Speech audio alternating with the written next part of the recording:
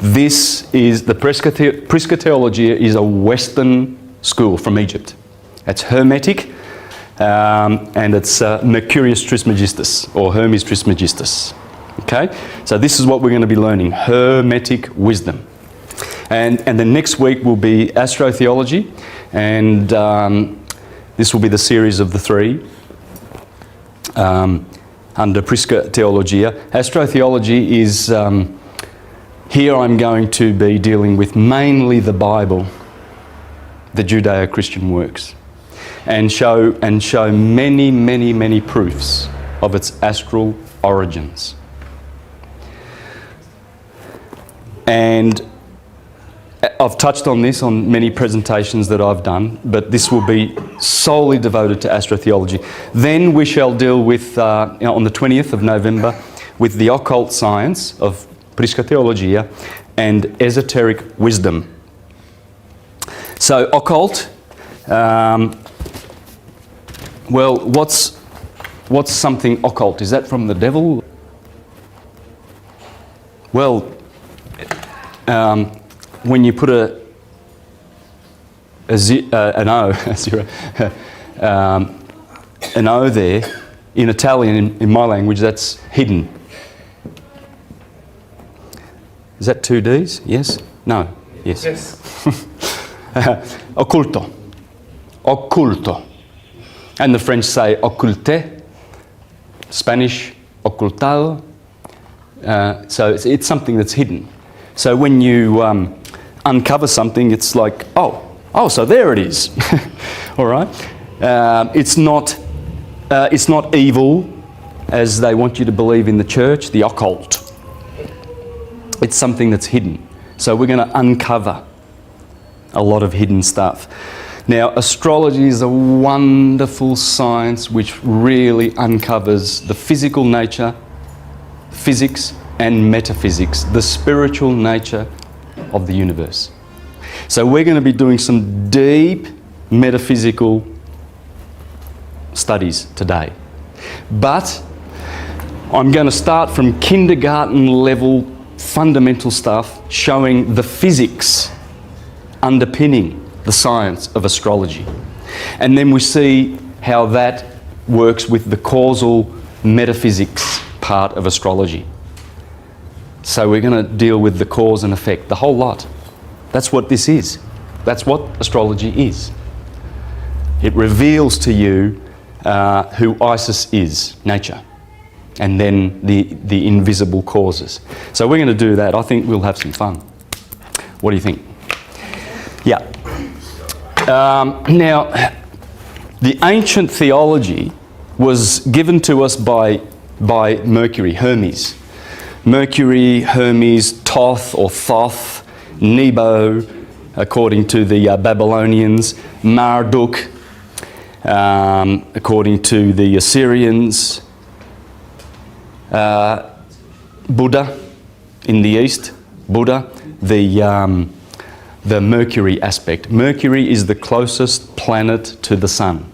Therefore, Mercury is in the electrical current first from the sun, and it's fast, 88 days to do an orbit. Okay, now what I'm going to get into a little bit later is a new interpretation of the solar system according to scholars like Kashava Vahat,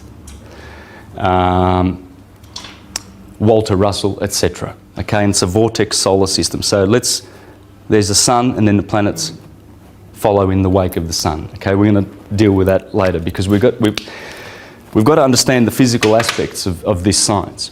Now, Hermes is mind.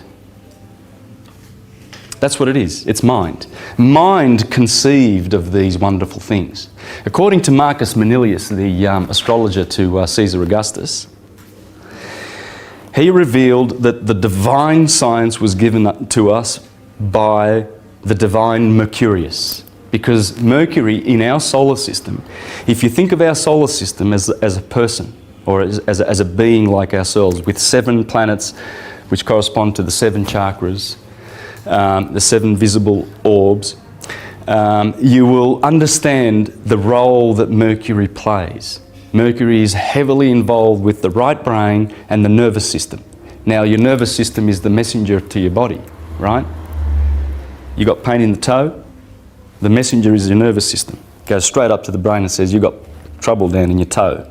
So Mercury is the messenger of the gods. He delivers the messages from the Christ-like conscious sun centre of our solar system.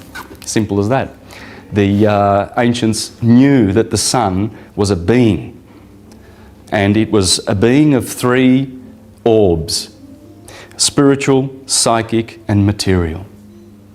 Spirit, soul and matter. Spirit, mind and matter. That's what the sun is. When we look up, we see a fiery ball of hydrogen. It's electric. We don't see the spirit and the psychic force of the sun, but it is psychic. Now, just I'm going to be drawing mostly on three great astrologers. This one from the 1st century BCE, this one from the 2nd century CE, and this from the 4th century CE. Marcus Manilius, Claudius Ptolemy, and Firmicus Maternus. I'm going to be reading a lot from here, and guess what he's going to be revealing to us, this man who wrote 1600 years ago. He's going to be revealing to us the true lineage of the science and how we got to get it, how we come to have it. So I'm going to be drawing mostly on these guys and a couple of others, Al-Biruni and Ibn Isra from the 10th century, so from the Middle Ages, and your more modern ones like Thomas H. Burgoyne and Pappus. Okay, so what we've got is if we've got a historical moment, and there's your first. So you've got BCE over here, and Common Era over here from this point here. Marcus Manilius was in the 1st century here, just before the turn of the ages, and then you've got 1st century, 2nd, 3rd, 4th, 5th, 6th, 7th, 8th, 9th, 10th, 11th, 12th, 13th, let's say. You've got Ptolemy is in here, and you've got Firmicus Maternus in here, and your Al-Biruni and Ibn Isra around that period. So it's pretty ancient, and it's good to source these guys because they knew where their science came from. There's no ambiguities. There's no confusion in their minds that it comes from the West. So this is our Western tradition of astrology. Now, just before I jump into this, I did share with you this flyer. Now, this is from the School of Ancient Mysticism in Egypt. Okay, Yusuf Awiyan and Patricia Awiyan. Yusuf is the son of Abdel Hakim Awiyan, who you might remember in this beautiful documentary by Carmen Butler, The Pyramid Codes. If you haven't seen this yet, please do. Really, please watch this. There's a lot of truth coming out of Egypt now. It's tying in with everything that I'm doing. Now, I'm going to be speaking in Egypt next year in October with Yusuf and Patricia. It'll be a 2-week tour, and we will go to all these pre-dynastic sites like Edfu, Aswan, Abydos, Dendera, Saqqara, and all of these wonderful places. And you are sure to be learning there about the true history of Egypt. And according to Abdel, who's now passed away, of course, you'll see him a lot in here. He's interviewed a lot. And the words of wisdom that come from this guy's mouth. He is the indigenous wisdom keeper. The indigenous wisdom keeper of Egypt. And these guys speak the truth about Egypt because they're not interested in Rome's consensus historical version of Egypt. The proof is there, And the proof is in the books that were Stephen Miller, I hope I'm saying that right, Miller, interviewed Abdel Hakim Aouyan over the years, over many years, as did Carmen Boutler, to make and produce that beautiful product, documentary. These two books are also based on that indigenous wisdom from Hakim. So I'm sharing that with you because this ties in with it greatly, and the story that comes out of astrology. Astrology has been persecuted for a long, long time now, and it's going to be difficult for me to. It's always difficult to tackle the mother of all sciences. So I've got a difficult task ahead of me today, but we should be able to understand many, many things about this wonderful science.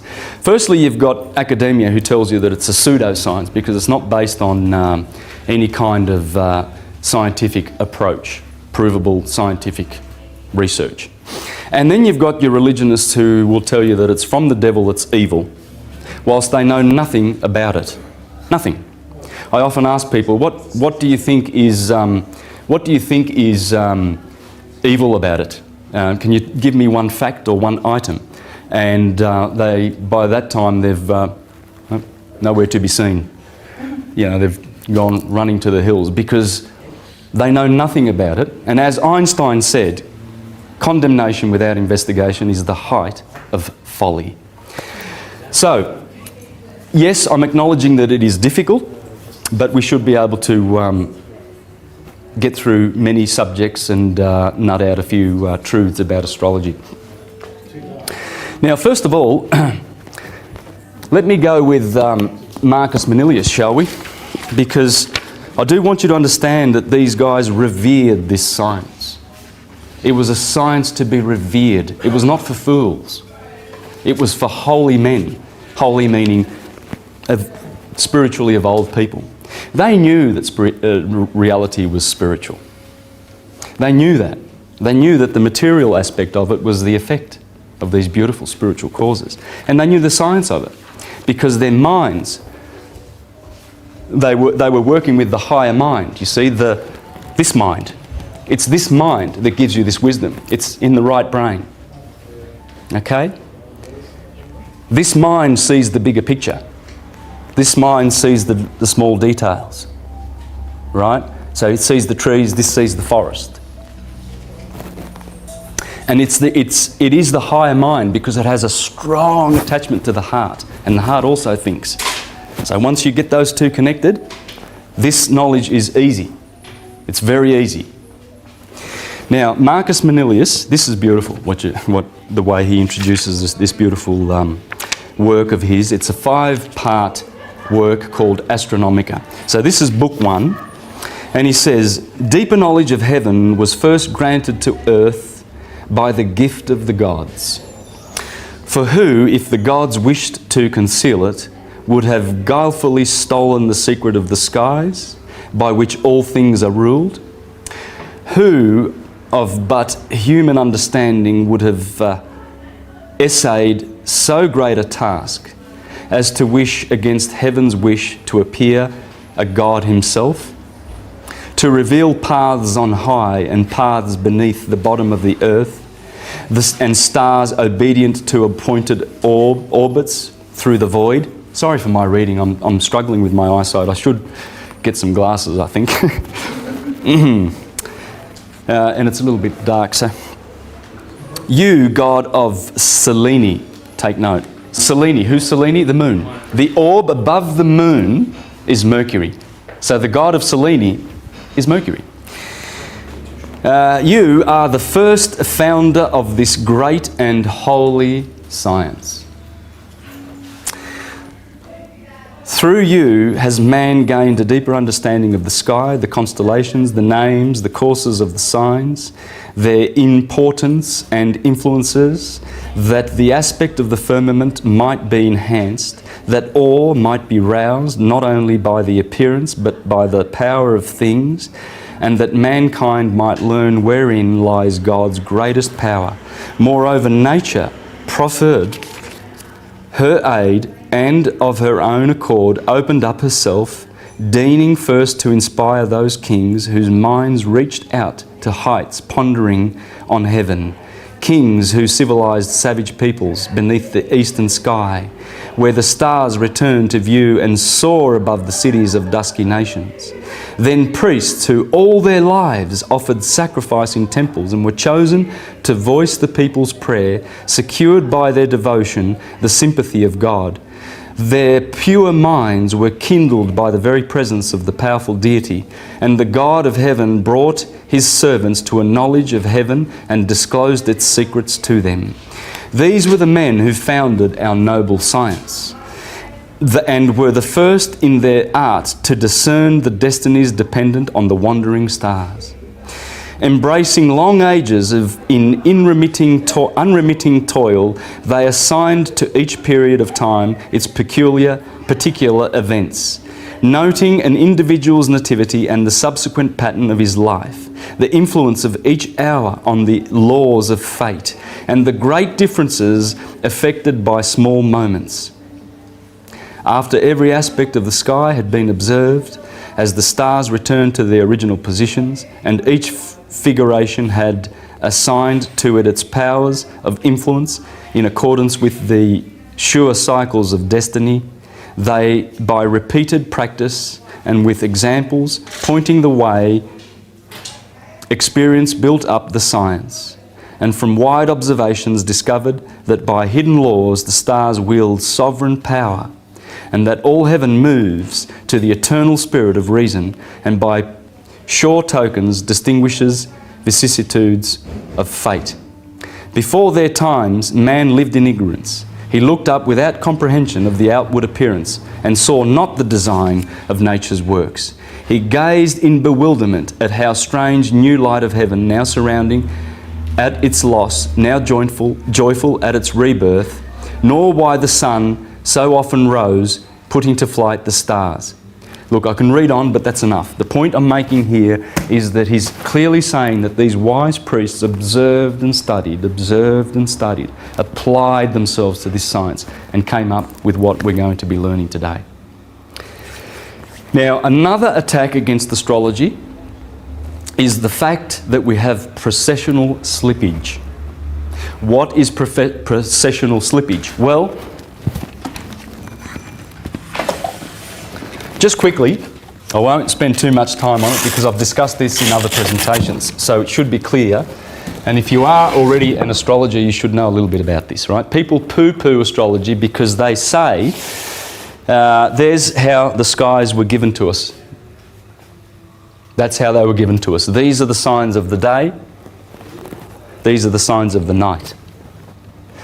March the 21st sits here, and this begins the spring solstice, summer.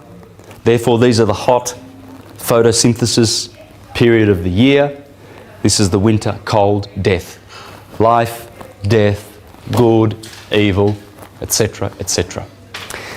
So they gave us this, and 2,000 years ago, the skies for 2,000 years, so from 2000 BCE to year 1 BCE, for 2,000 years, that is in fact exactly how the skies were. These constellations were aligned, and it only happens for 2,000 years every, say, 25,000 years in the processional wheel. So they were lucky at the time because it was all calibrated, it was all aligned. But since then, what's been happening is the equinox, which happened there, has now been journeying for 2,000 years through the age of Pisces, and the equinox is now there, poised to enter the age of Aquarius for 2,000 years, this 30-degree delta. So it's been travelling through this mutable water for 2,000 years. Jupiter rules Pisces, and there's a reason why I'm mentioning that. And mutable water is also very important to take note of. We are now going into fixed air, okay? Now, as the sun did that, so people born, say, like myself on the 24th of March, were considered now to be Piscean, because the equinox is, Pisces is sitting behind the equinox on the 21st of March. It's no longer Aries. Aries is over there. So we have a problem. Or do we? Well, this is how people reason who study the effects of astrology and don't understand the causes. I'm going to explain the causes by reading from various sources, okay? So let's put that back to there, and we shall change it not, because that is fixed forever. And I will show you why. Okay, Firmicus Maternus and the others, but I'm going to read from here, give us the reason why you do not change this. There are not 13 signs, there are 12 in this Hermetic wisdom. I'm aware of Ophiuchus. He grabs about 20 degrees of the ecliptic. Sure, I'm aware of the fact that the Hindus are saying, oh, you're a Piscean now, you're not an Aryan. And I'm aware of Chinese astrology and how it agrees and disagrees with this. What we're doing is this. Okay, this is our school for today. And you'll be thankful that you learnt this Western wisdom from Egypt, because it's the oldest, and it is the science that was developed like this, and regardless of processional slippage, that science applies. Thomas H. Burgoyne. Now, look, he's got 2 volumes, and these if you want to understand Hermetic wisdom, if you want to get all the Hermetic wisdom in 2 books, read these. Please read these, because all of this setup and all of this is explained perfectly in these books. The Light of Egypt, the Science of the Soul and the Stars. In other words, as above, so below. Now, in the introduction, in the first chapter of Volume 2 of The Light of Egypt, this is how Thomas Burgoyne explains that we need not pay attention to the processional slippage. In the next 2,000 years, we'll be doing this. It will forever be migrating, and it takes 24,000 years to go right around, okay? 24,000 years, and we go through the Golden Age, through the Silver, through the Bronze, and through the Iron. And the Iron Age, in fact, is this portion here, Pisces. We've copped it bad in the last 2,000 years. That's the Kali Yuga. It's the Kali Yuga. We are now entering the Dvapara Yuga. All right? Dvapara means 2, second. And then beyond that is the 3, Treta Yuga. And then Satya means, well, I think it means bliss or consciousness. Yeah. So, because it's the Golden Age and it's going to be great. It's going to be great. All good things are coming. All good things. And this is the science that predicts all this. And it's not doing it by, some hocus pocus guesswork kind of magic. It's doing it by science. It's pure science. You can predict everything with this science. When you know your birth chart and when you see where the planets are placed, you can tell exactly how your life is going to pan itself out. You can. You can tell why you look the way you look, why you behave the way you do. You can tell how your relationships are going to be going with spouse, partners. You can tell how much fortune you will have with wealth, what sort of honours you will receive in your life, etc., etc. It's all there. And you're going to learn this by the end of today. How to do these, how to see these in your own birth charts. We're going to go and see what Saturn does to your birth chart, what the sun's doing in your birth chart, what's the moon doing there, why are they always so placed, and what does it mean?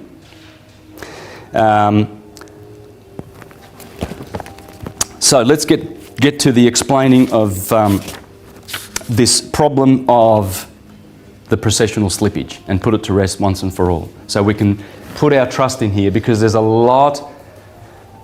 a lot of entities out there that would love for you to say, oh yeah, processional slippage, okay, let's turn our backs on our astrology. It's no good because the scientists have declared it to be a pseudoscience. Let's... in great mistrust. Exactly. The shining zodiac, with its myriad constellations and its perfect galaxy of starry systems, derives its subtle influence as impressed astrologically upon the human constitution from the solar centre of our solar system. That's it. Understand that. It derives its influences from the centre of our solar system. So it matters not where the stars are, they're slipped out of place. Oh, the story's not right. Aries is no longer Aries, it's Pisces. It doesn't matter. It matters where the sun is on that angle, because when the sun, as I will go into on a graph after we've done some explaining here, I will show you how this day here, the equinox, and this day here, March the 21st and September the 21st, are very, very precious days.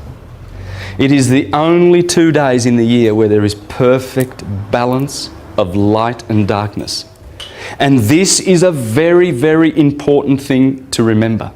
Balance. Because when the sun does that, then commences the imbalance. In other words, from this point onward, the sun is increasing its light, and the nights get shorter and the days are longer. All the way to this point. And then from this point, the sun must wane, just like the moon does. New moon, full moon. Dead sun, live sun. They do the same thing. So this beautiful point of balance here has always been recognised to be the start of the year, the true start of the year. This is when everything ignites. The blossom. In fact, on the 25th of March, you have Gabriel coming down to Mary saying, guess what? You're pregnant. Impregnation happens here. That's why it's the blossom. The sun, the Christ, impregnates the moon in Virgo, opposite. The full moon is always opposite. You see, this is some real good metaphysics here, guys. This comes straight out of the Bible. It's full of it. When the sun finally breaks the equilibrium and goes into that sign, the Lamb of God that takes away the sin of the world, the winter, when it does that, the moon in its fullness on Nisan 14, the day that the Jehovah's Witnesses go to celebrate the commemoration of the Christ, as the Jews do, they go off to celebrate Passover. So the sun's passed over from the winter months. They wait for the first full moon, which has to be in the Virgin, because you see, once upon a time, the Virgin took this and this spot. There were no scales. This was all of the Virgin. So when the full moon is over here, the full moon is in the Virgin. Nisan 14, the sun is here, the moon is in the Virgin. The son is born of a virgin, conceived on the 25th of March, you see. So what we see is the sun is doing this, the orgasm, the yearly orgasm, the flowers, the blossom. And here the Romans celebrated on April the 19th, Flora. And the Japanese celebrate Sakura, the blossom. And then the fruits, the harvest, preserve the fruit, survive the winter, bang, the Lamb of God returns to save the world with its blood. Because when the sun goes through that 30 days of Aries, the blood, it kills the lamb. Just as Hercules kills the lion and Samson when they go through Leo. Okay, so let's stop it there. That's astrotheology, okay? It's good stuff, but it just helps with what I'm going to be reading right now. So now I've read this in another presentation, so I'm not going to go through it, but what it's saying is that these influences are impressed astrologically upon the human constitution from the solar centre of our solar system, not from the stars. And he's written that in capital letters. Not from the stars. It's very important because you're going to understand many things from this perspective, which occupy the 12 mansions of space. Aries, the fiery, Pisces, the watery, are always there. Aries will always be there, and you'll see why. I'll give you ample reasons by the end of today. Aries will always be there. It will never be Pisces. It doesn't work. It ain't never going to work. Anyone born on the 24th of March, forever, will be Aryan in the universe. And we'll see that according to these guys, not according to me, please. You understand that? I'm trying to share with you Hermetic wisdom exactly from the Hermetic school. Okay? No deviation, none at all. It's very important because this school is intact still today, though persecuted, though they've tried to, Constantine and the Catholics and everything and all these churchgoers have tried to destroy those beautiful temples and universities and schools, and they burned libraries and they destroyed mystery schools and they went rampaging all over the Mediterranean and tried to obliterate this beautiful wisdom. But it's still intact, and I'm trying to share it with you intact. They will always be there, and instead of its being an argument against astrology, it is one of its grandest truths that in all ages and in all times, Aries, the first sign of the zodiac, has been found ever the same, equally as well as Pisces, the last. So, in order to convey our meaning, let us digress for a moment and bring forth a fitting illustration. The condition of our atmosphere and the surrounding objects, vegetation, etc., have a peculiar condition and a magnetism wholly their own when surveyed exactly at sunrise. Interesting. This is true. You notice the flowers at sunrise, don't you? They get this electric rush and they just stand up. The sunflower faces east. The animals, they just go quiet at sunset and sunrise and sunset. They pay respect to these sunrise and sunset. They do, because it's equilibrium. 2 hours later, there is a very different influence. And at noon, there is a wonderful contrast. The same may be said of sunset, and again at midnight. And lastly, note the difference 2 hours before dawn. This is the coldest period of the whole 24 hours. These are facts. And let your heart, and yet our hearts are all beating to the same life flow. And the earth is no farther away from the parent sun. And yet it is the angle at which we, the inhabitants, receive the sun's light that makes all the difference between dawn and sunset, noon and midnight. When to these facts it is further added that it is sunrise, noon, sunset and midnight at the same instant, all the time in some of the various different portions of the globe, it demonstrates most conclusively that the earth itself is enveloped, so to say, in a complete circle of conditions, very similar to the 12 signs of the celestial zodiac. And so he begins to show how Aries is very, very peculiar in its light from 6 a.m. And by the way, you only do this on 2 days of the year, the 21st of March and the 21st of September, where you lock in tightly this science. The sun will always rise at 6 a.m. on that day and set at 6 p.m. And that's the only day that it happens, right? At the equator. It's the only day. These days are precious. If you only understood how precious they are, that in that day we go through a stargate of equilibrium, and we should honour and respect those days. Because what happens fractally in your body is everything harmonises and everything harmonises on that beautiful day of balance. It's a precious day, and we've forgotten these days. In church they call it Easter and they celebrate it, in disguise. It's for some other person, it's not the sun, it's for a man that came and died physically, right? So they've pulled us away from this true science. But when you start to see these days and these cycles, unity consciousness. Unity consciousness. You see the unity of all things.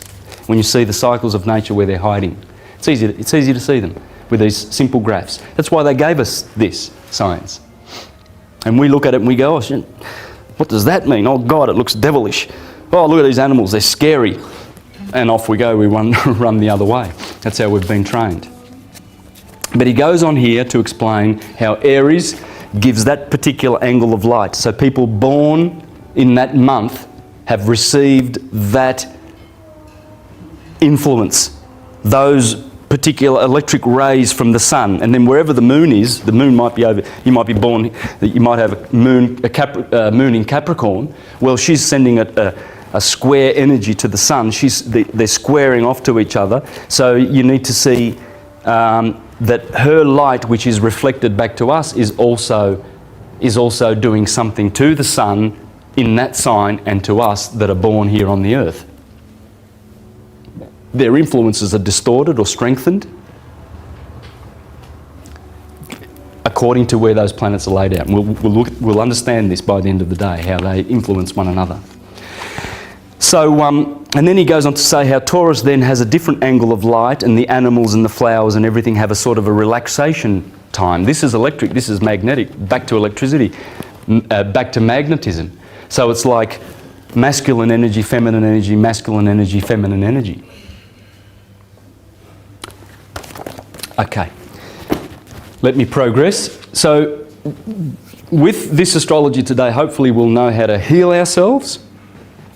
So this is for our physical benefit and for our spiritual benefit. So we're going to go into the healing aspects of astrology, and this is a great book. I'm just going to pop that up for the camera.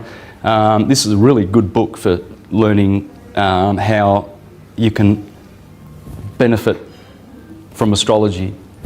You can benefit your health with it. Okay. Sorry, what's it called? This is Your Health in Your Horoscope by Stefan. Here's my eyes again. Stennard. Strange colour there. Okay. So we're going to do that, and we're going to discuss the houses. Okay. Have you heard about the houses? You understand what they are? Yeah. Okay.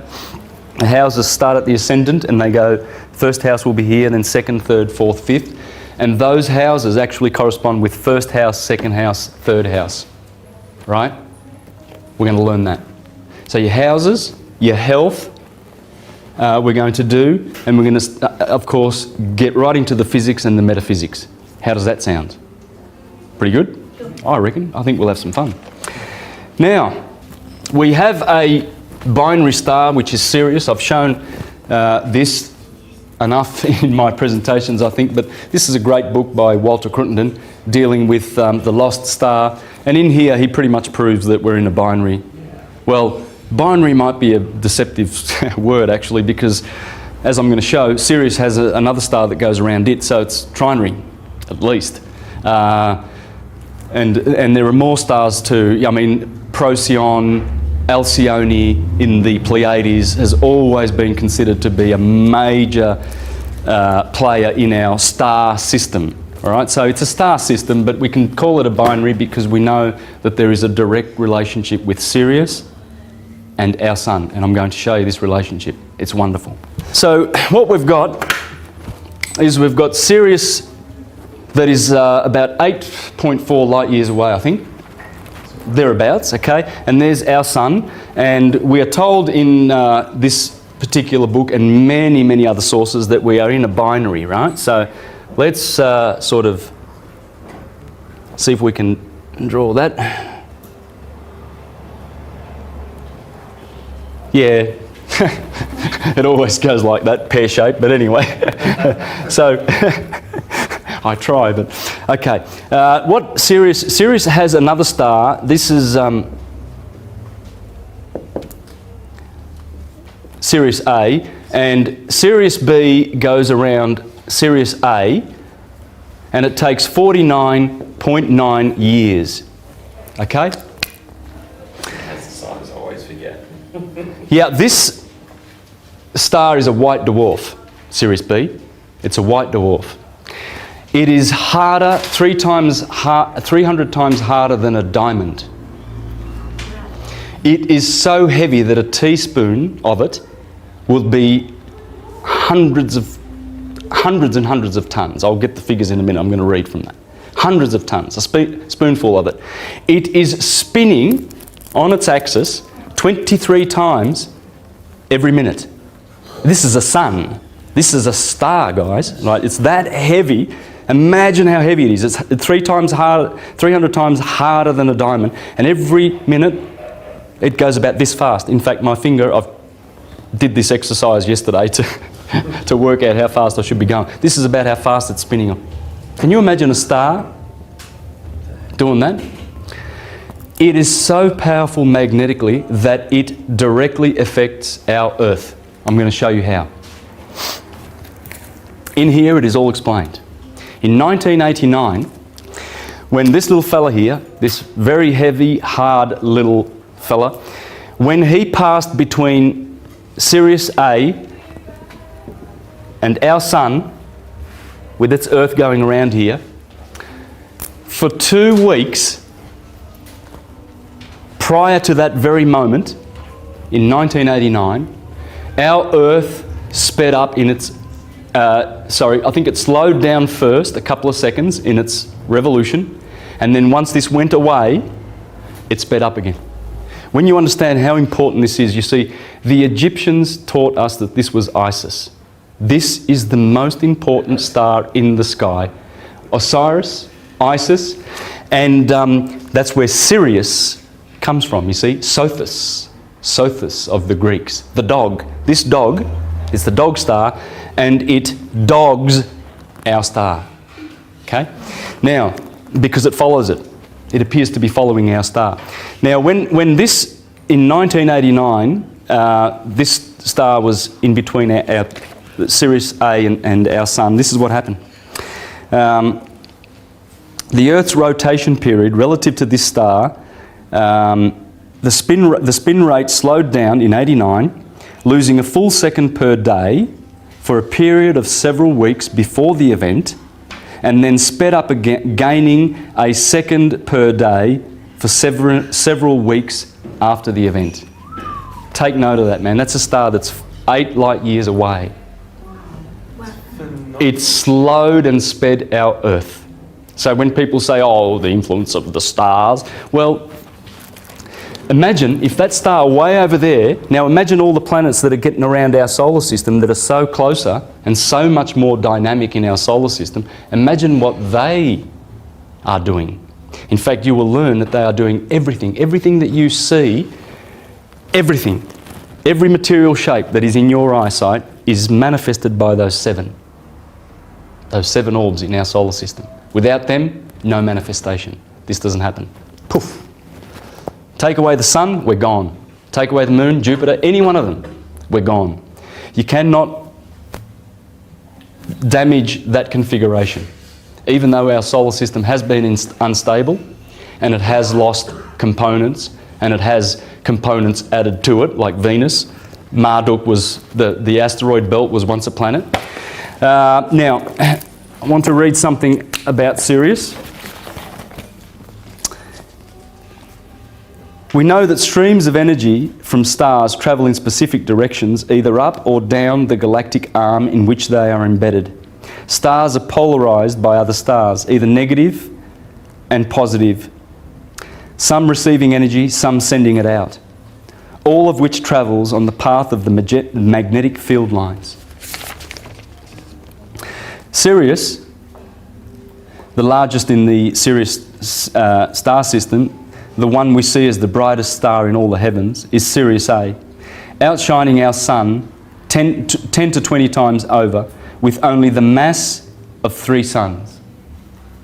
Sirius B, a white dwarf star invisible to the naked eye, packs almost the entire mass of our sun into a globe only 4 times as large as the Earth. White dwarf stars are extremely dense. In fact, Sirius B's surface is 300 times harder than diamonds, while its interior has a density 3,000 times that of diamonds. Spinning on its axis about 23 times a minute, it generates huge magnetic fields around it. The 2 stars dance around each other, constantly interchanging particles.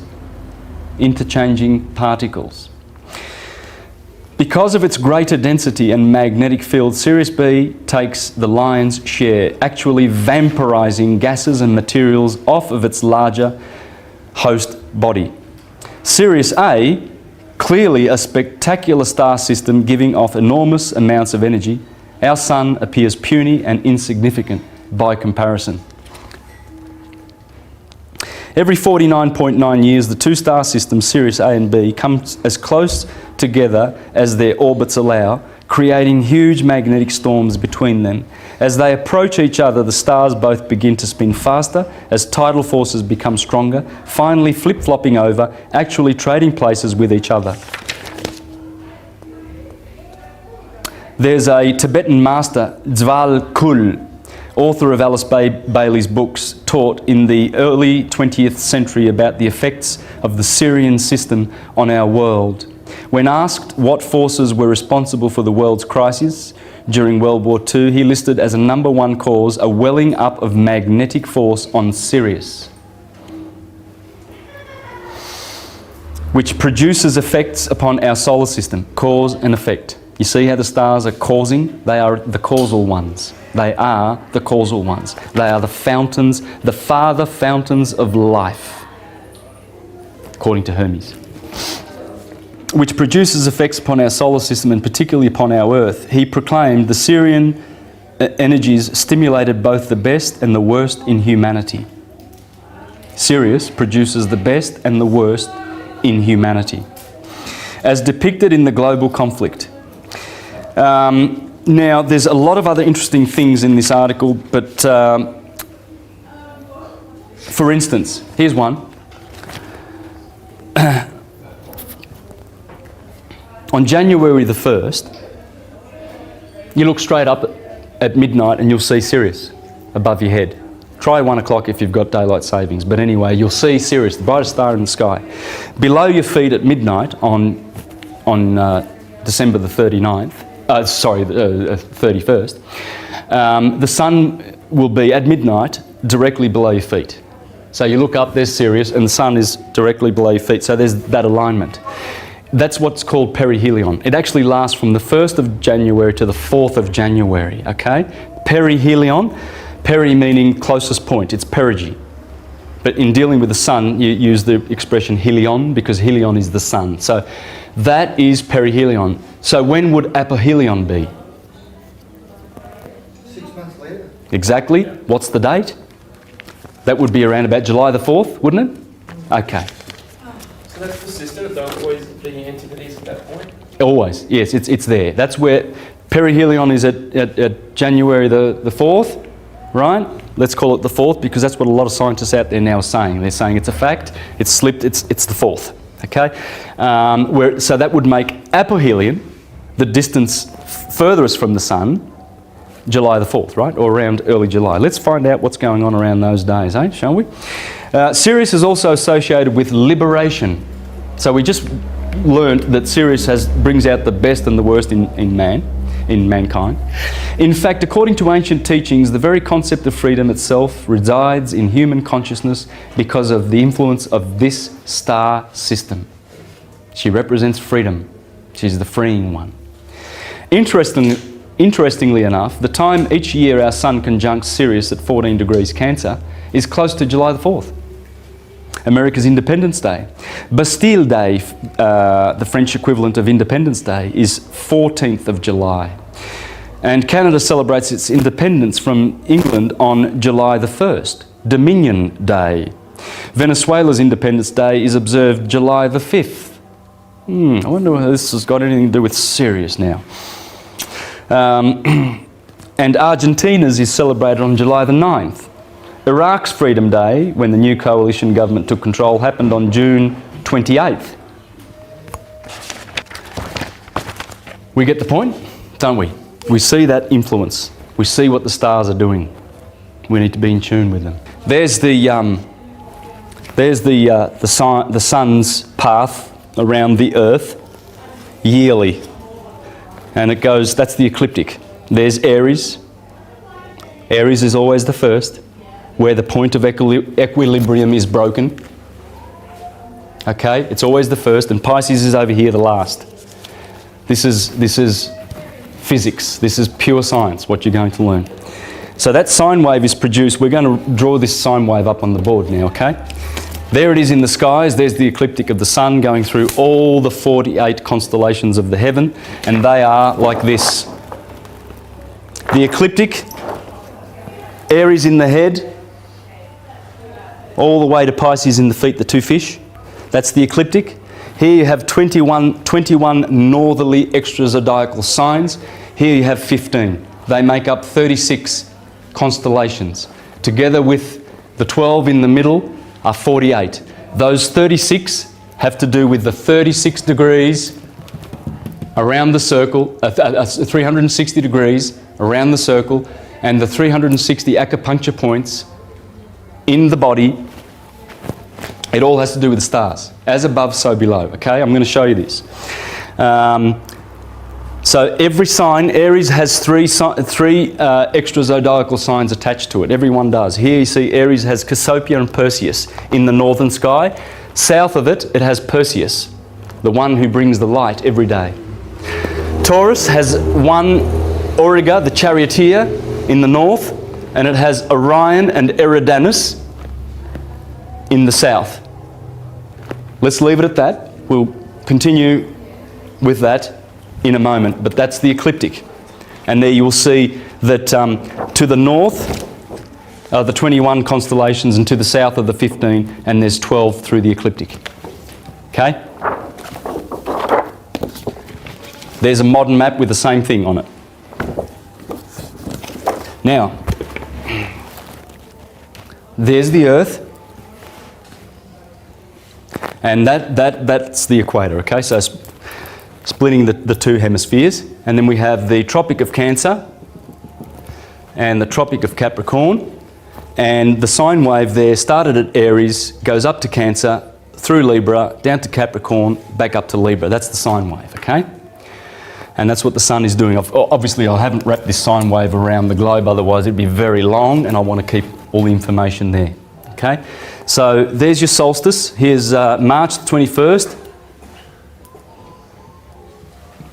Here is June the 21st.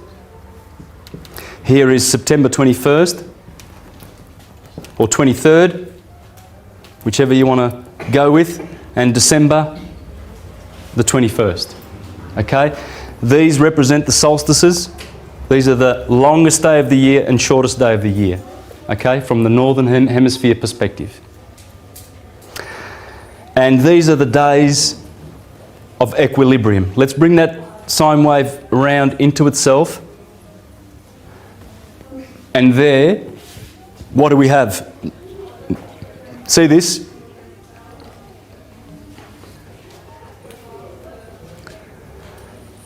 That circle is the earth. That's how the ancients symbolized the earth. The sun is like this. That's the sun. That's the earth. That is the sign of addition. Because of the earth elements, feminine, matter adds. So this earth is material. It adds. Your body's a material. It comes from the earth. So that's where the addition sign comes from. When you put it in motion, you get multiply. That's water. That's also feminine. Multiplicity. This is generation.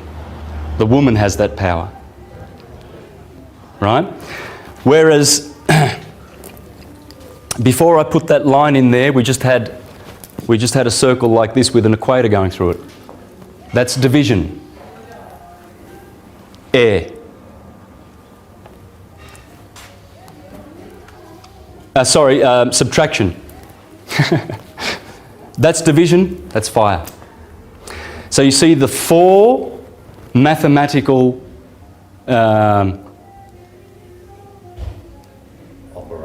operations are there, and two of them are masculine, which take away, and two of them are feminine, which add. Now, these very important days here are so wonderful. They give balance, as I've already explained, they give balance to the year. Equilibrium is something that nature always looks for. You see, the photon, it wants to go straight, but there's always something pulling it to the side and creating a creational wave. And so that spirit, that light, you see that light is spirit because you've got...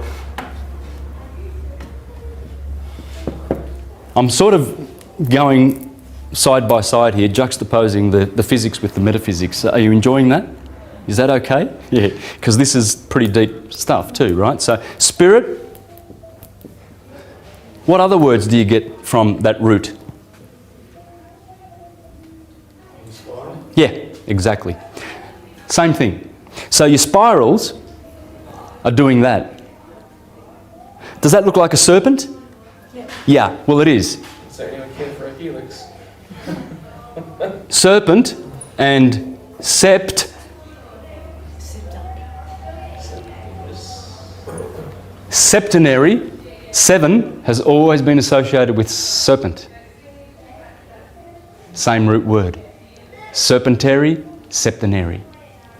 Okay, so this little serpent always, the Quetzalcoatl, the feathered serpent, you see, our sun is considered to be a feathered serpent. The Egyptians did that. They did disc, and then they did the wings, like that, and the sun disc in the middle there, the feathered serpent. Okay? Well, it is, because it's got wings. Our sun is spiralling through the Milky Way galaxy. And it has a spirit body. And so the spirit, the serpent, the septenary, is able to manifest in the sine wave. What other words can you see in that? The sine wave. That's the sine wave. Do you see the word sin? Sin is the fact that we have entered the material world in the sine wave, which is sin. So in other words, born in sin means born in sine wave. Well, we were born in time. This is how it works. This is the metaphysics of it. They are the 10 heavens.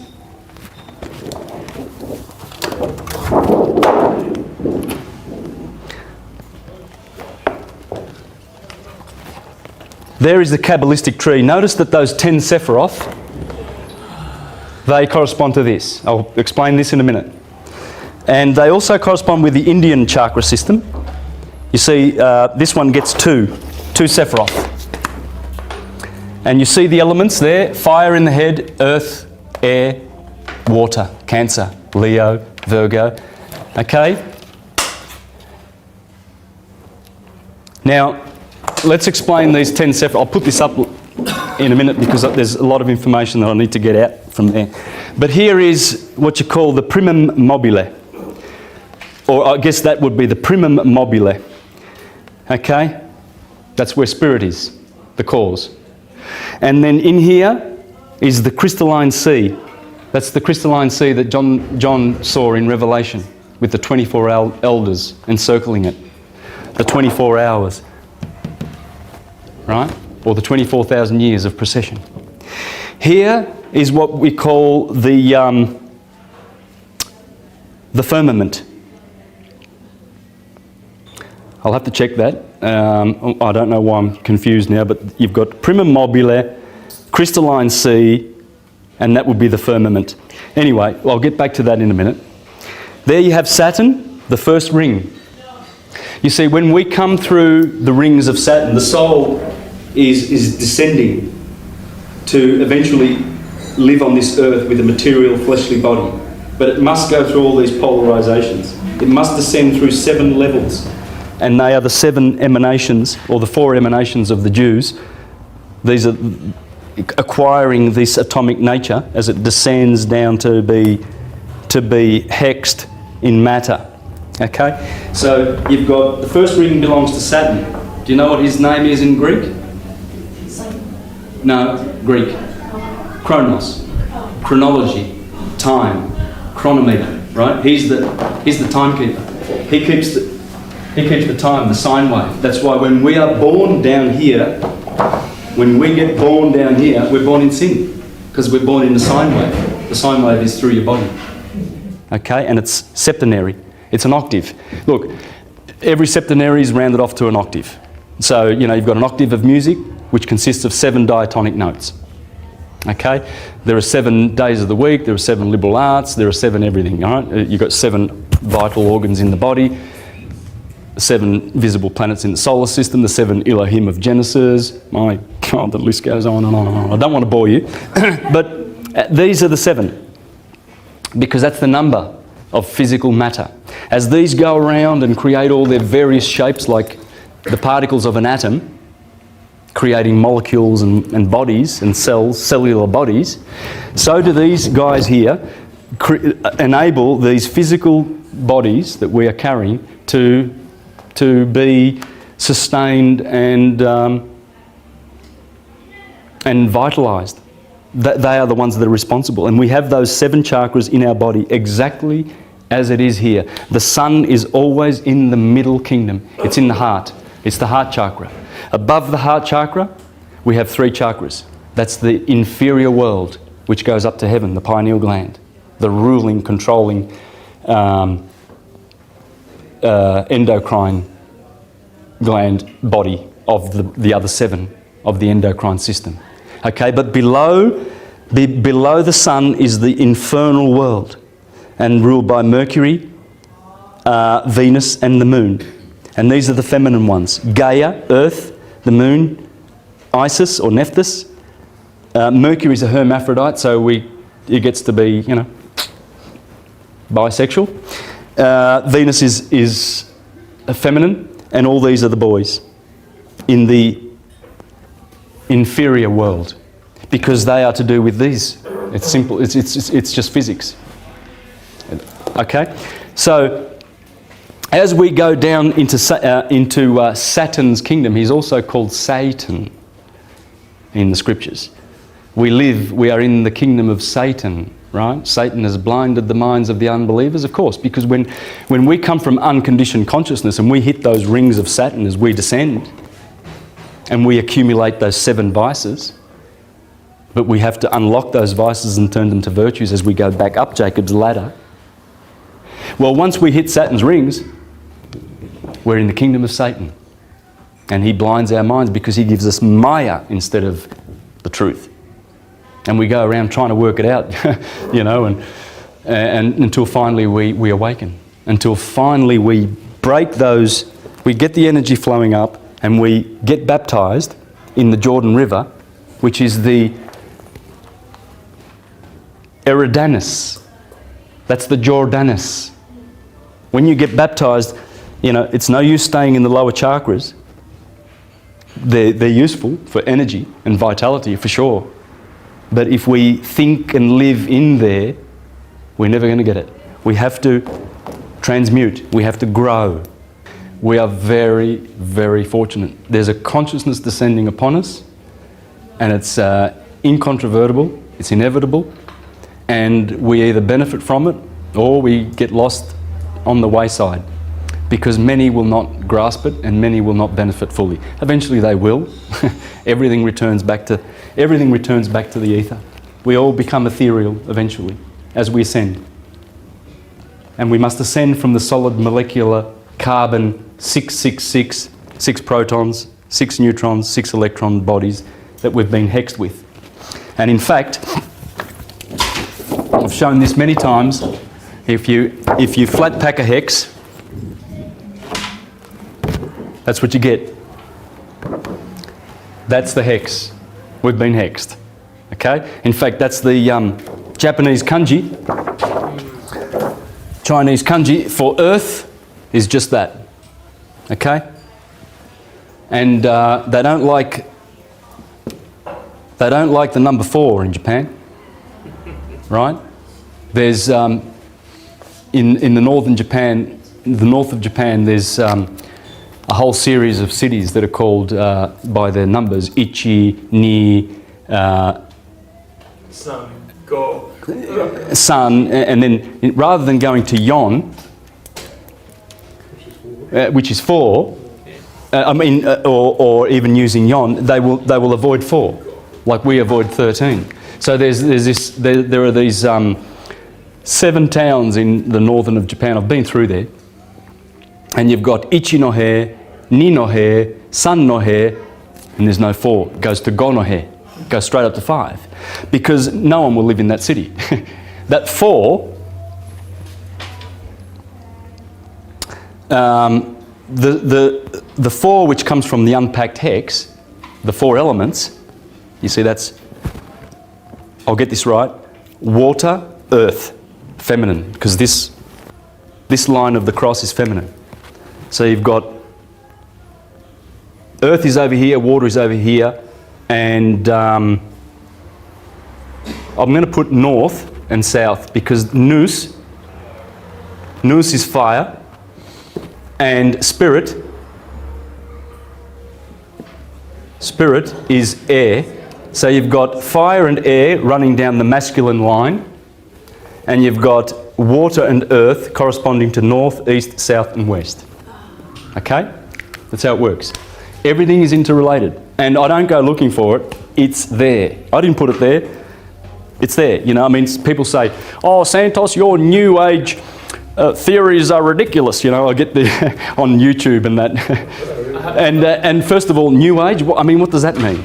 Didn't I just say Prisca Teologia, ancient theology? Aren't I talking about Hermes? Wasn't he like in the past? Yeah. New Age and theories. They're not my theories. This is not opinion. I didn't put the Tropic of Cancer there. You know, I didn't invent spiral and spirit and share the same word. And then another thing that people say to me is one person wrote in, hate to be negative, but I'll just squeeze this one in.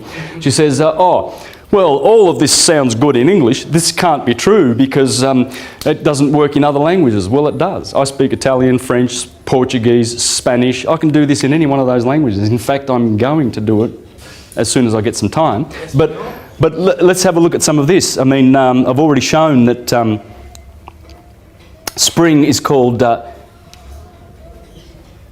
primavera, first time. Right, the first season, the spring, it's there. March used to be called primus.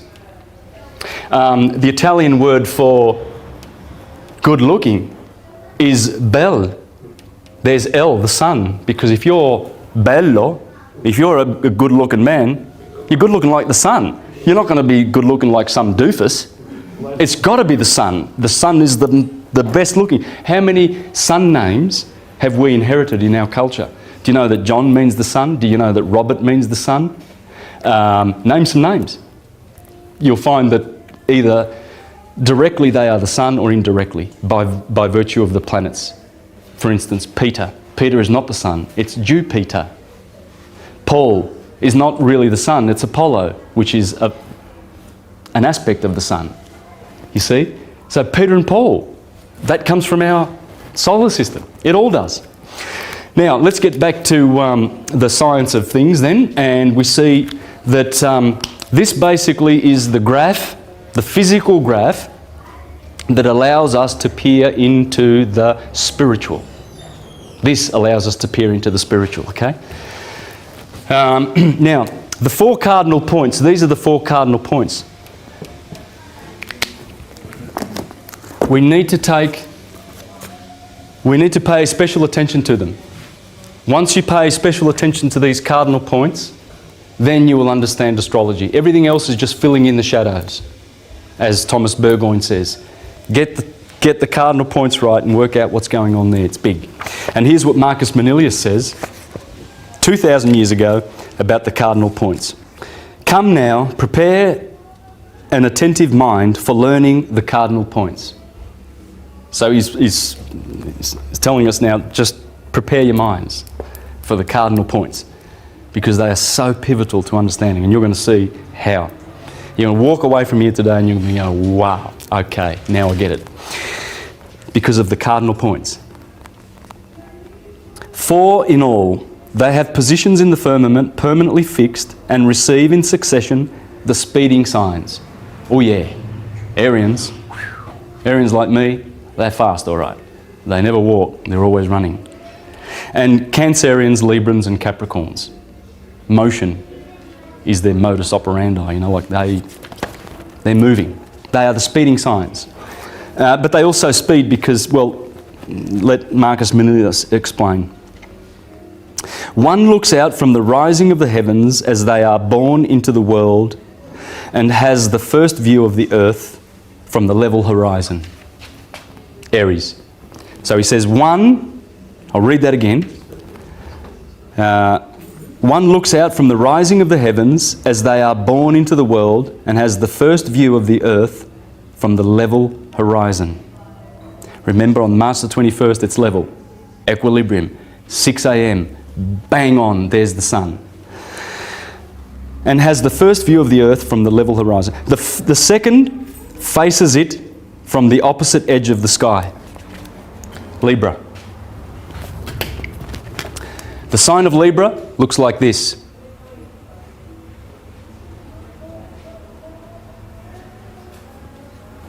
What does that look like to you? Does that look like the sun going through the equator? Like the Nissan car thing, you know? Nissan, the sun going through the equator on the month of Nisan. That's Nisan in Jewish, March. So that's why Nisan has the car symbol has a sun going through the equator. Just like Libra, sun going through the equator.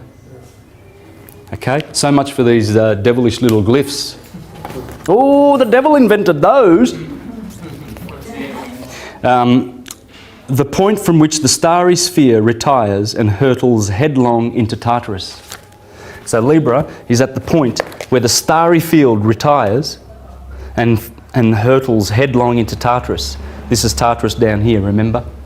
The inferior regions. In fact, inferior is how the Latins called winter. Inverno.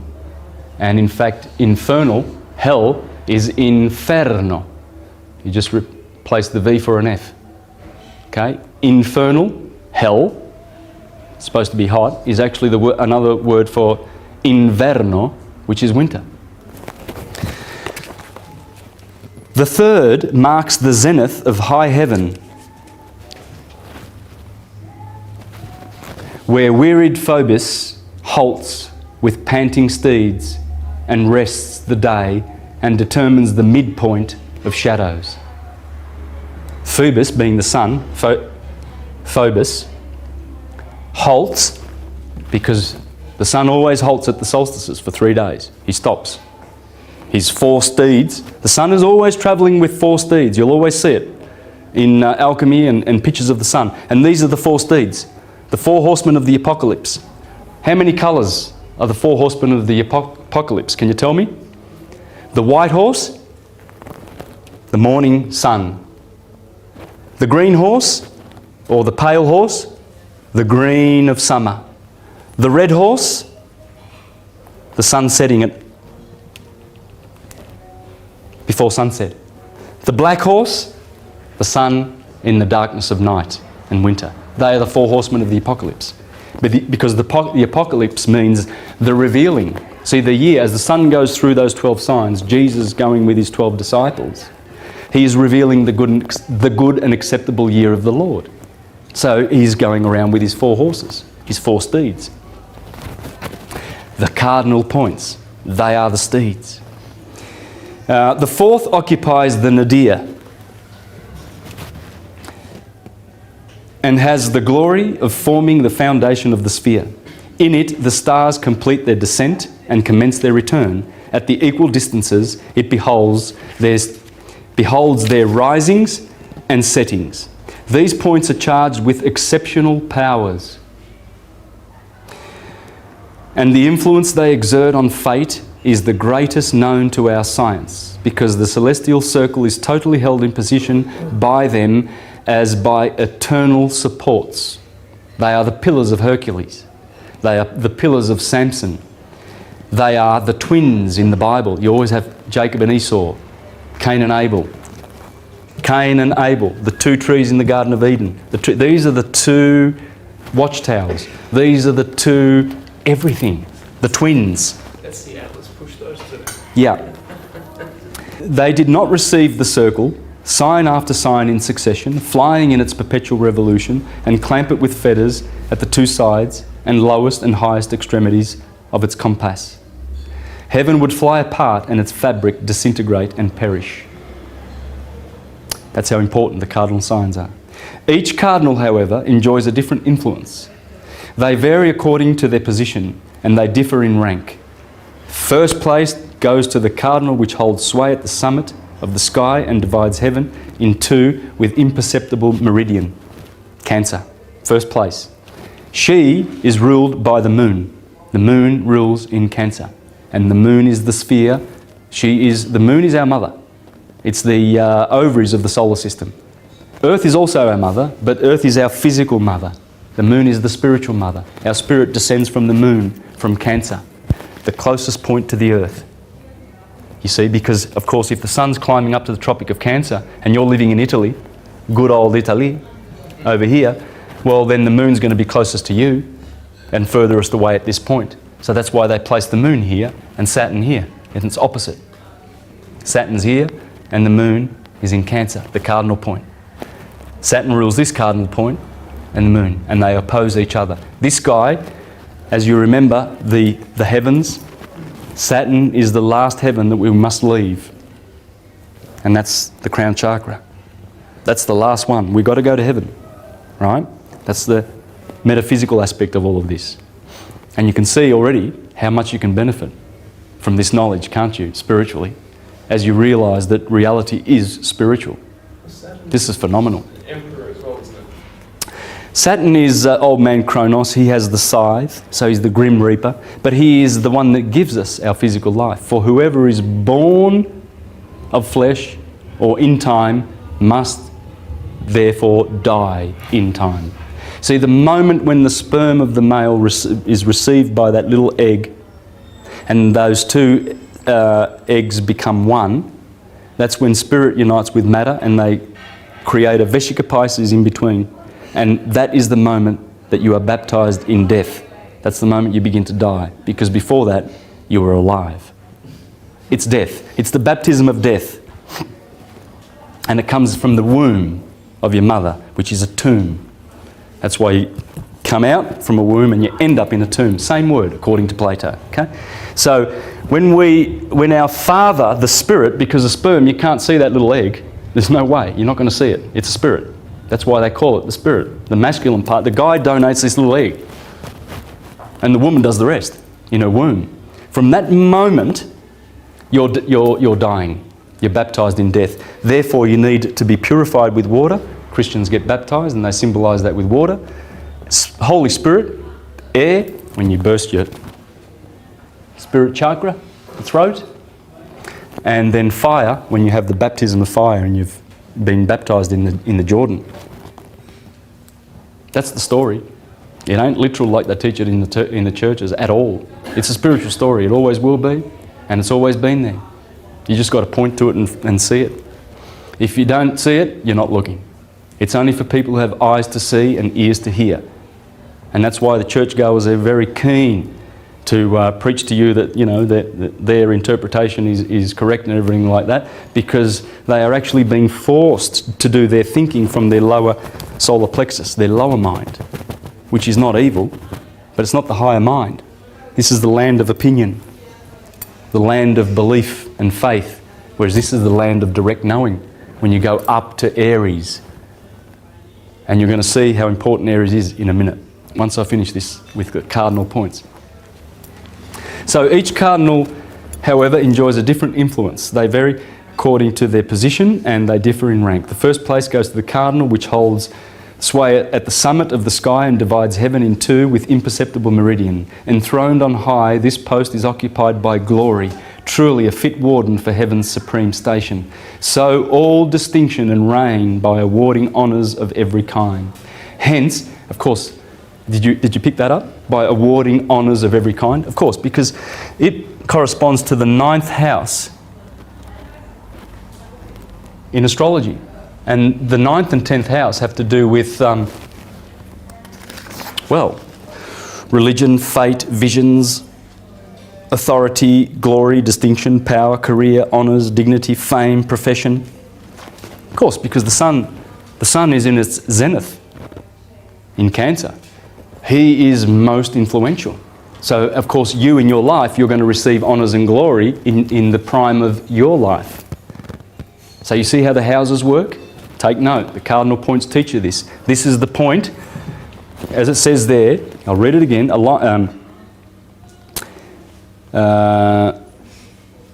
occupied by glory, the glory of the sun. This cardinal point is occupied by glory. It's a glorious position.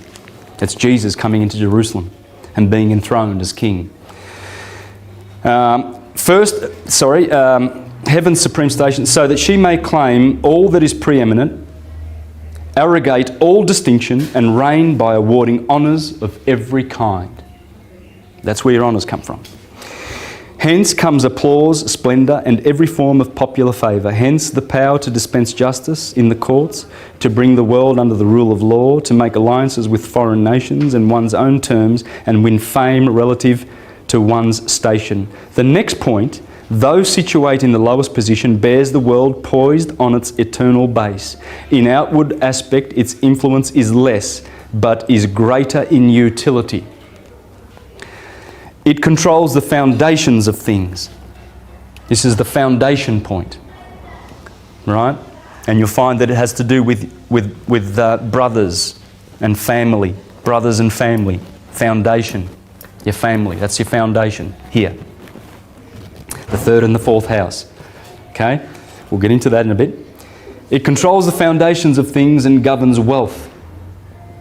It examines to what extent desires are accomplished by the mining of metal and what gain can issue from a hidden source. Hidden, secret, dark and cold. That's the underworld.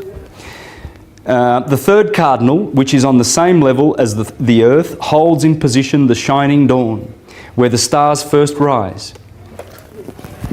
Aries, right?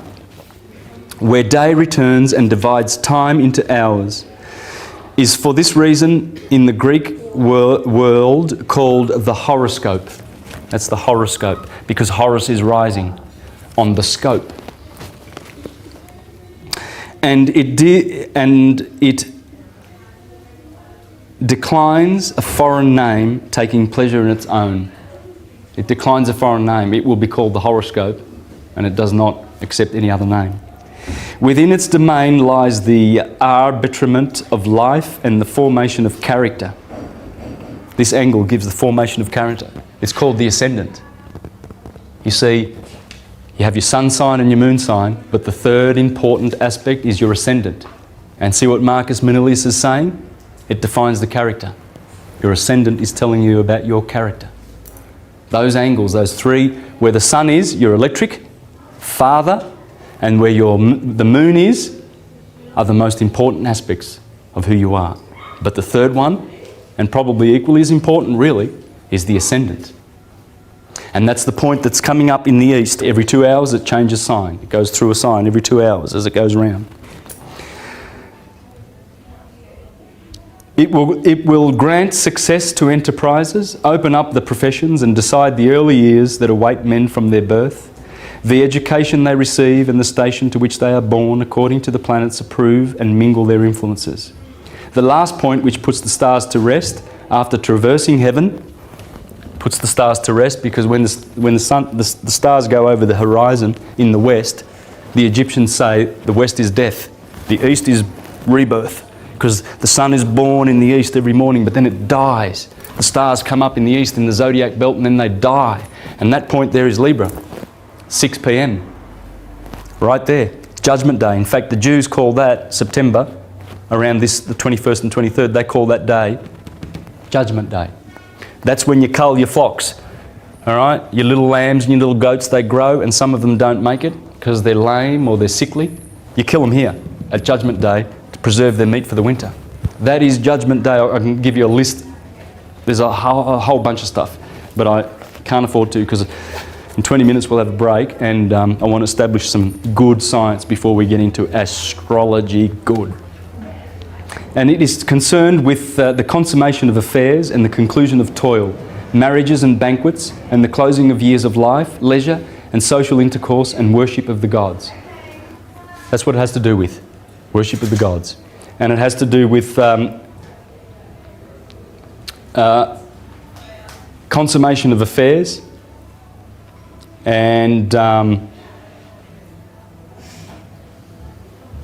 It's concerned with the consummation and conclusion of toil. The conclusion of toil. You normally stop working here because you can't see anymore. Sunset. So you just go into your house and you eat and you prepare for sleeping, don't you? Right? Well, this is what the Jews, they have two covenants. Have you heard of the covenant of works and the covenant of rest in the Bible? That's the covenant of works, because when the sun goes through there, you've got to work. It's summer. You've got to collect your harvest and everything like that. That's the covenant of rest, because then you rest in the winter. You see how you can decipher everything in the Bible through this science. It's pure science, that what's in the Bible. You needn't worry that God has a covenant of rest and a covenant of works and what that means, you know, in a detrimental, theocratic, judgmental way, that this hierarchical, interventionalist, patriarchal, buffoon, Humpty Dumpty God is going to inflict on you. It's not going to happen. It's science. That is the best description I've heard in a long time. Yeah, and it's still not the full description. There's a lot of other epithets and descriptions, because it's ridiculous. And it's time for humanity to wake up. Wake up to the beautiful science of the Spirit and the spiritual wisdom that liberates. See, Hermes is the liberator. The artificial Christ that they've created, he is the enslaver. It's actually the twin brother of Satan, and the magnetic enslaving energies is what the elites are using to give us their Luciferian satanic version of this. It's all erroneous, and we needn't pay any attention to them.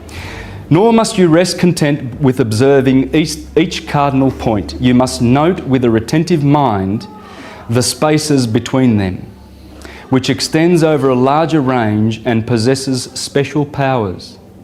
The curve which stretches from the orient to the topmost point of the circle claims the earliest and infant years, the slope which sinks from the summit of the sky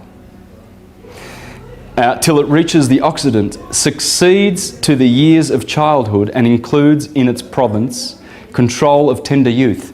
It's talking about this, saying there's the youth, there's the adult, and there's the waning years, and then you start walking around with a walking stick and you die. Born, youth. Spring is youthful. That's why Taurians, Geminians and Arians they're the babies of the zodiac, because this is the baby. The sun is a baby here, right? The portion which appropriates the setting heaven and descends to the bottom of the circle rules the period of adult life, a period tested by incessant change and checkered fortunes. But the part by which return to the orient heaven's course is done, but the part by whose return to the orient heaven's course is done, and which with enfeebled strength slowly ascends the back-bent arc, this part embraces the final years, the back-bent arc, the final years, the fading twilight and palsied age. In any geniture, every sign is affected by the sky's division into temples. And now he goes into the houses, and I'll stop there. Okay, that was a bit heavy reading, but basically what he's telling us is this.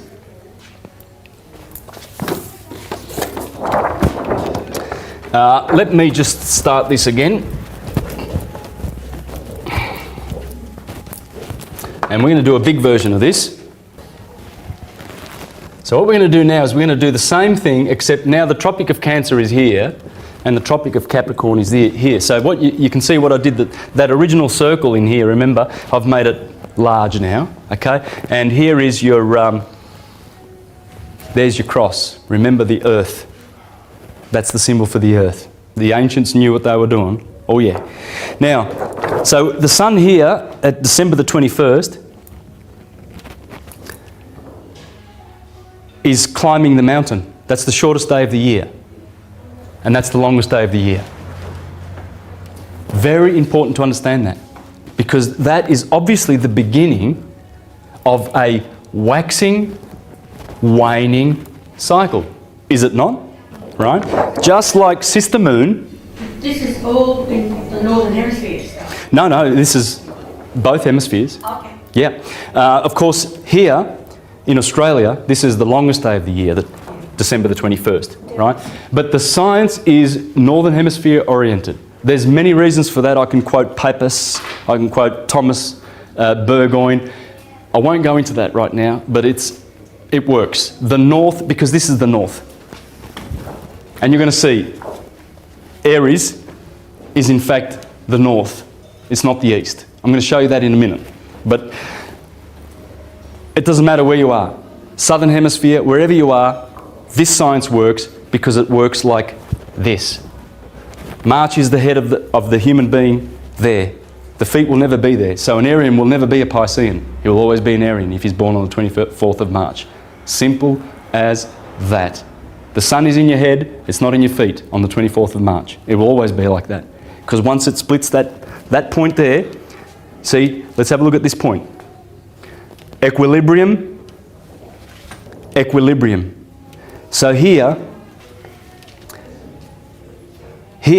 we are beginning a new cycle.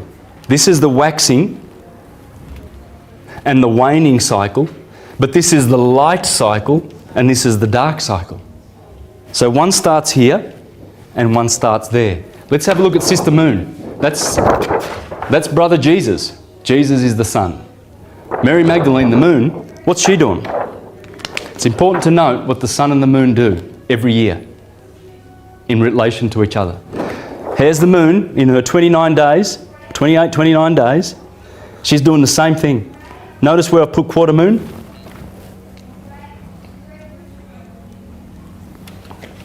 It's quarter moon right now. Actually tonight, if you look up, you'll see it's quarter moon, right? Venus in the east, beautiful. She's come up now. It's only a few days she's been up. And Jupiter opposite. Quarter moon, Jupiter and Venus, you will never see anything more beautiful. Check it out in the next week or so, because it'll be going away. Another 7 days, of course, because it'll be full moon soon. So please check it out. I saw it last night. It was magnificent.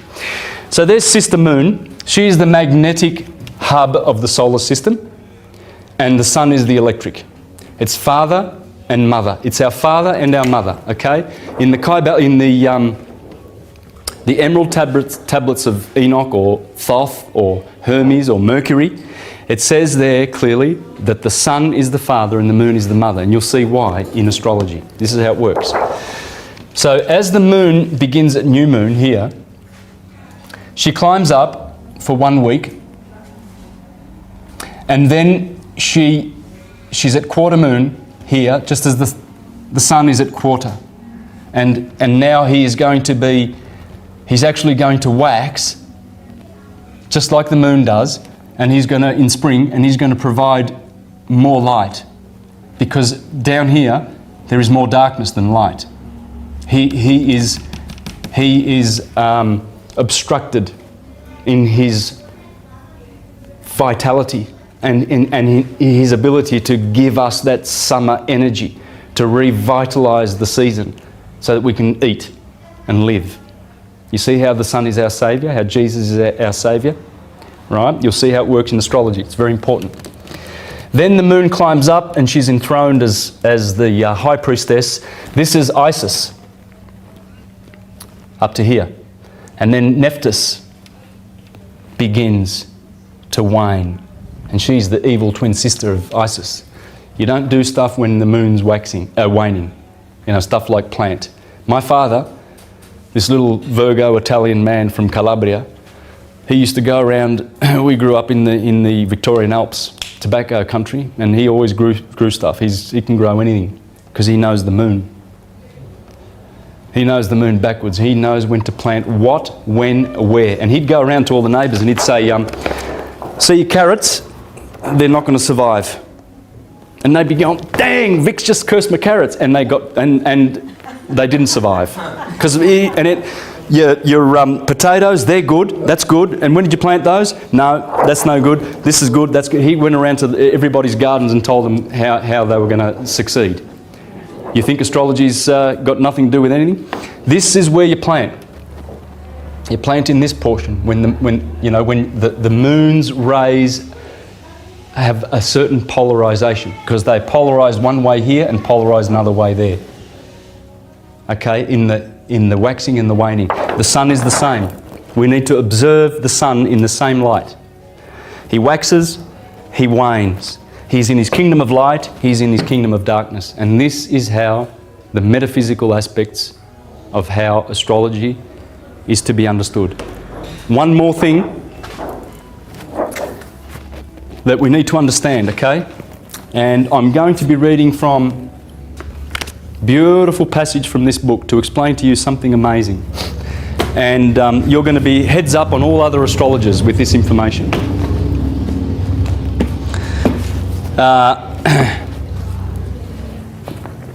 I'll go straight to the page, and then I'll have to do some reading to support what I'm about to share with you. This is what Firmicus Maternus tells us, okay? He tells us that the ancients gave us a universal birth chart. The universe has a birth chart, and guess what? Aries is the medium caelum, the MC, the mid-heaven. Aries. Because Aries is the mid-heaven. It is the heavens. When you face up, when you're daily, when you get about and doing your things, your Aries is always at the top in the heaven. This is considered to be heaven, because in here and in the Taurus, which is this part of the body, are the most precious stars. Sorry for all this running around there, cameraman. These stars in here, when you look at, when you consider Taurus, you will see that there is a little star cluster called the Pleiades, and these are the Hyades. And there's this beautiful red star called Aldebaran, and the red star Betelgeuse. This is all happening in the head. This is the heavens, because all this stuff, the Pleiades correspond to the pineal gland, and Alcyone, the governing star of the solar system, that's pretty much the throne of God. That's in the pineal gland. That's the throne of God. And so, Firmicus Maternus teaches us that the mid-heaven is Aries. Now, I'm going to get back to this, but we're just going to do a little bit of a divergence here. The Egyptians, this is pure Hermetic, because the Egyptians also placed the stars like this. Okay, it's fine to do that. It's perfect. In fact, that's how it is. But you must understand in your mind that that point of the equinox is happening up here. March the 31st is here. The break of dawn is here. The sun always illuminates the mind first. You see, when the sun comes up at 6 a.m. in the morning on March the 21st, bang, the light is in your head. There is fire in your head. The pineal gland and the pituitary gland are in your head. And so you see how the ultraviolet, infrared, because red is the bottom chakra and violet is in Aries. Right? Because these are the colours of heaven. Okay? Now, the Egyptians understood this because they placed the scales of Libra right down here in the underworld. In fact, they said the soul coming from Cancer, the moon, it descends and goes through the 7 orbs and reaches maturity as a soul and ascends out of Saturn in Capricorn. So the soul ascending from the moon and incarnating goes through the orbs, the moon, the sun, Mercury, Venus, Mars, Jupiter and Saturn. They are the 7. They are the 7 chakras that need to be activated, the 7 powers that were granted to us. You see, the vestments, as our souls come down, and Manly P. Hall is really good for this. You need to, if you're enjoying this subject, please get into the audio files of Manly P. Hall and study how he explains the vestments that these planets give us. You see, they are really vestments that are heavy to carry. They're not vestments that are in our favour because they subject our unconditioned consciousness. But never mind. We still, as we descend through those 7 heavens and we get prudence from Saturn and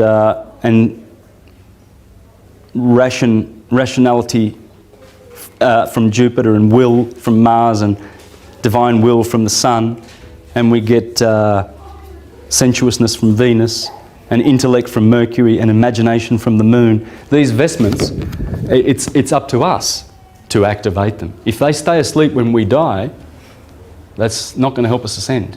Ascension is not a New Age. It's not a New Age idea. It's Hermetic. We must ascend. We've got to get back to course. We're not supposed to stay in incarnation. We're supposed to wake up one day and work out our spiritual source and essence and return to it. It's bliss. That's where the bliss is. So what they did there, you see, is the judgment hall is down in Tartarus. So we must have our hearts weighed. And guess who's there? The jackal. He's always there. Well, because in Libra is where the lupus, the wolf, resides. So he's always there after the sun goes through the scales. And he's always there ready to judge the soul if it's going to ascend. And you see Sagittarius is waiting at the last day of December the 21st with his arrow to send you off into the rings of Saturn.